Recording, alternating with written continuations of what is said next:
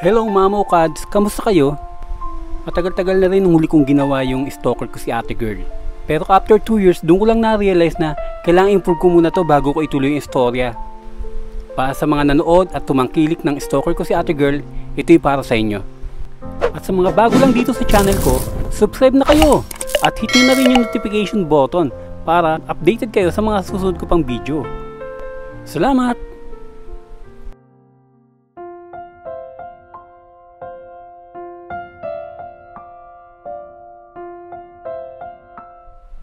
Naranasan nyo bang ma-stalk?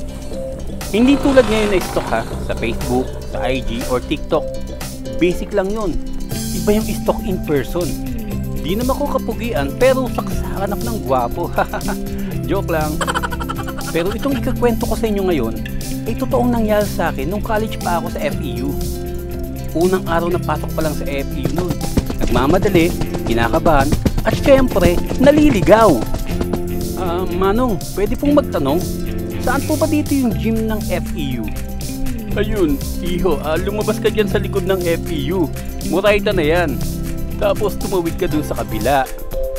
Pagtawid mo, maglakad ka papuntang kaliwa. Bandang kanan, papasok ka sa Alphabay Street. Makikita mo na dun yung gym ng FEU. Salamat po, Manong. Ayos, ayun na yung gym. Kailangan ko lang talaga magmadali. Mukhang late na ako. Yari, nakapagsimula na yung klase. Oh, Mr. Ingera, bakit ka naman na late? Naku, kailangan makaisip ako ng magandang alibay. Kasi po, dinala ko po yung lalaking kalabaw dun sa bukid para asawahin yung babaeng kalabaw. Bakit? Wala ka bang tatay? Bakit hindi na lang yung tatay mo ang gumawa nun? Puyat po kasi yung tatay ko eh. Ginawa na po nila ni nanay yung kagabi. Sobra naman po kayo, ma'am. Hindi po gawain ng tatay ko yun. Tsaka mas gusto po ng babaeng kalabaw yung lalaking kalabaw kaysa po sa tatay ko. Okay, Momon. Dahil late ka naman, diyan ka na lang upo sa likod. Yes, ma'am. Ayun, habang nakaupo kami, habang nagsasalita yung teacher, napansin ko yung isang girl. Tawagin na lang natin siyang ate girl. Nagpakilala siya sa akin pero talagang hindi ko maalala yung pangalan niya. Kaya tawagin na lang natin siyang ate girl. Maganda siya, balingkinitan, at maputi. Sa harapan siya nakaupo, ako naman nasa bandang likod. Tingin siya ng tingin sa akin. Buong session namin sa gym, kahit anong gawin, andun siya nakatingin sa akin. Well, syempre, feeling pogi na naman ako.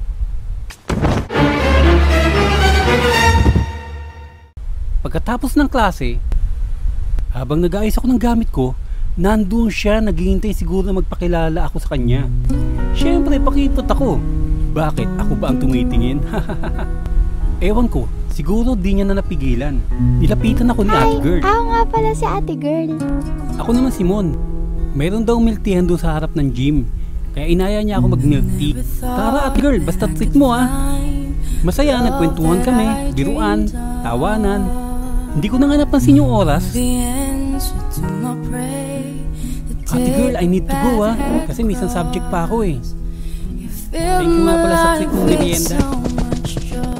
Paglabas ko sa milk teahan, tumingin ako, sumulyap ako sa kanya sa may bintana.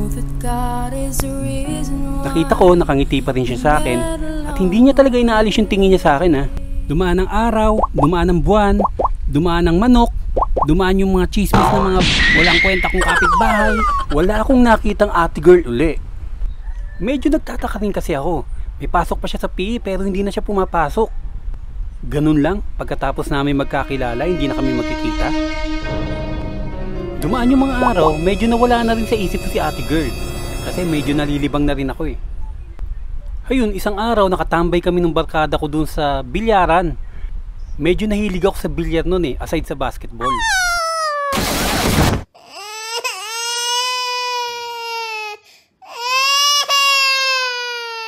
Habang naglalaro kami ng barkada ko, bigla ko napansin sa kaliwa ko, sa bandang dulo, may isang babaeng nakatingin sa akin. Aba, si ate girl, nabuhay! Tingin siya ng tingin sa akin, pero may mga kakwentuhan kasi siya. Hindi na rin ako nagka-chance na lapitan siya, kasi after ng laro namin, dali-dali na rin kaming umalis. At doon na nagsimula yung kakaibang pakiramdam ko.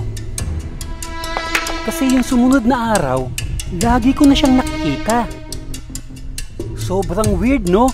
Pero ito talaga yung nangyari. Kasi araw-araw na to, kahit saan ako pumunta sa FEU, lagi ko siyang nakikita.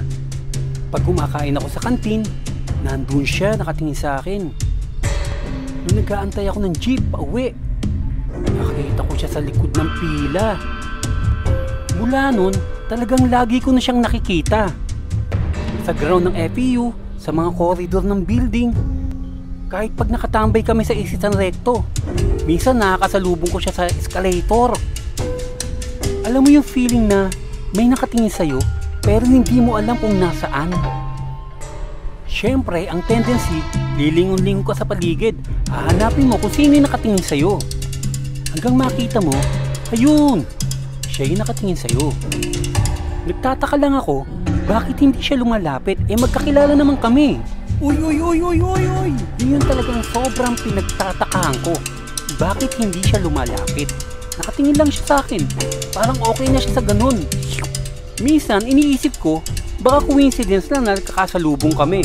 O kaya, nandun siya sa lugar kung nasaan ako. Pero hindi eh. Ang dala, sobra. Tumagal na isang buwan yung ganong sitwasyon. Nakikita ko siya, pero hindi siya lumalapit sa akin. Nakatingin siya, nakangiti, parang okay na siya sa ganun eh. Actually, nakasanayan ko na. Minsan mahirap iwasan pag nakasanayan mo na eh. Pag nakikita ko nga siya, hindi na ako nagugulat. Pero isang araw, hindi ko na siya nakita. Hindi ko alam kung napagod na siya o nagsawa na siya sa kaka-stalk sa akin. Ganun kasi, pag nakasanayan mo, hahanap-hanapin mo talaga. Isang araw, nakasalubong ko yung isa sa kaibigan niya.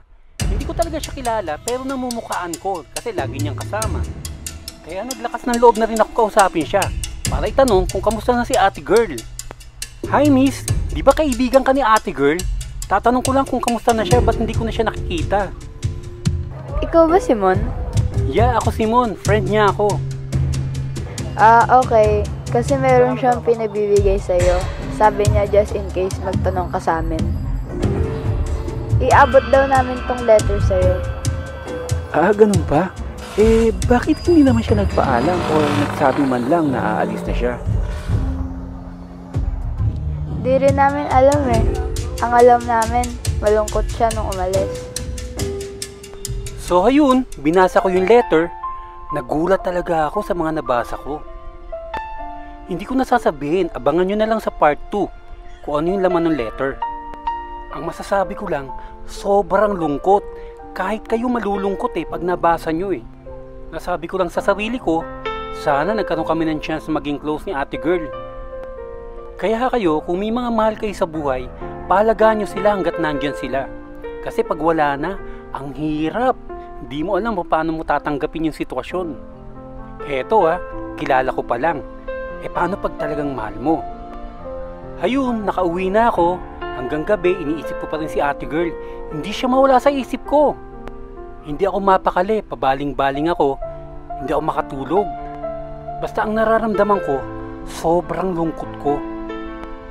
Kaya kayo, ang payo ko sa inyo, hanggat nandiyan pa yung mga mahal nyo sa buhay, bigyan nyo sila ng halaga, importansya at pagmamahal. Samantalahin nyo hanggat nandiyan pa sila. Huwag kayong mag-aksaya ng oras na makasama sila. You'll never know kasi laging nasa huli ang pagsisisi. Sabi nga sa Ephesians 4:2, be completely humble and gentle. Be patient, bearing with one another in love.